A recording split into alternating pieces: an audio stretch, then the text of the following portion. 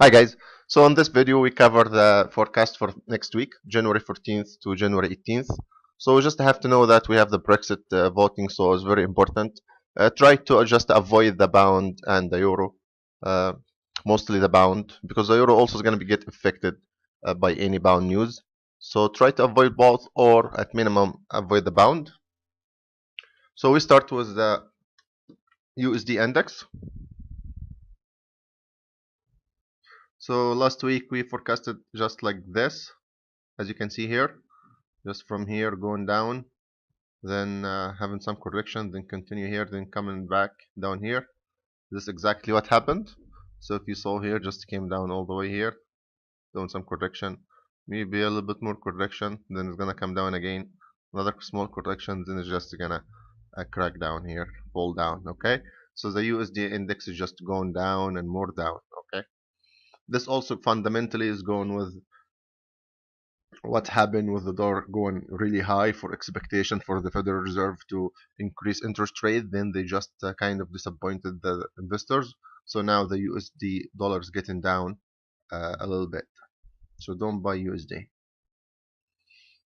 We start with the pound USD. So if the Brexit goes well, then we expect the pound to just fly up here. Euro is the same thing. Euro is gonna be a little bit slower, but is gonna go up. It's not gonna go down with USD because the USD is really weak. USD Japanese yen, we expected this to come to this level and just to snap down to 105. So we are still in the same expectation. Don't buy USD yen, just sell it. USD CAD, so we expect maybe a little bit further correction, then going down. One more thing here I want to show you quickly is pretty cool. This currency index. Hmm. This one here. I made a video about this, so it will be cool to see it.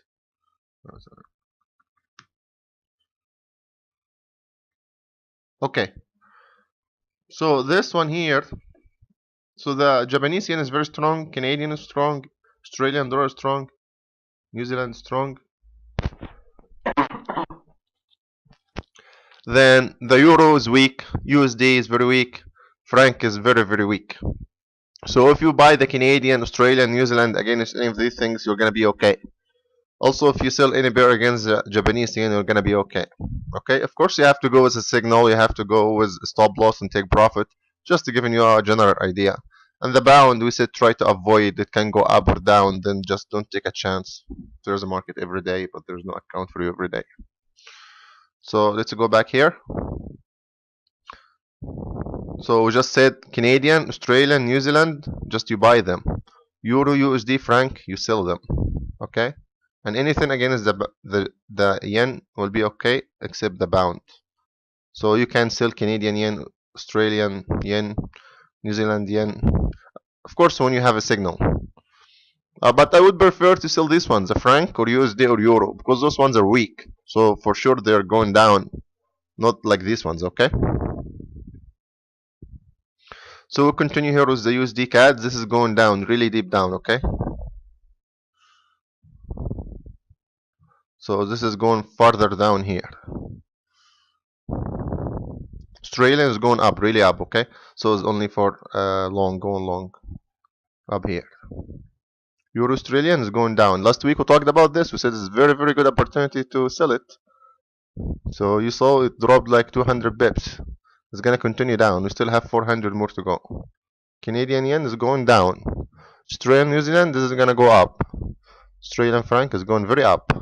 US oil is going up to 60. Gold should go down to 1250. Just like expected this last week. We said it's gonna go up like this, just do some correction here like this, and it's gonna fly up again. Should do the same thing. Japanese should crash down to 15,000. New Zealand Canadian should go back down.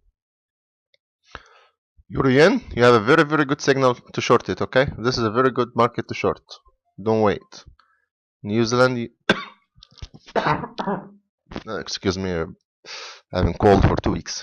New Zealand USD is going up, okay? So we are going up here. Euro Canadian, this should go down. Euro New Zealand, same thing. Euro is really weak, so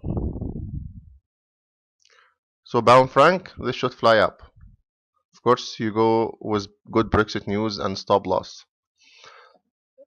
So that was it. It was pretty quick. I hope this was kind of giving you a good general idea, and you trade safe. Always make sure you have a good management and don't just gamble. Okay, thank you very much and have a great day.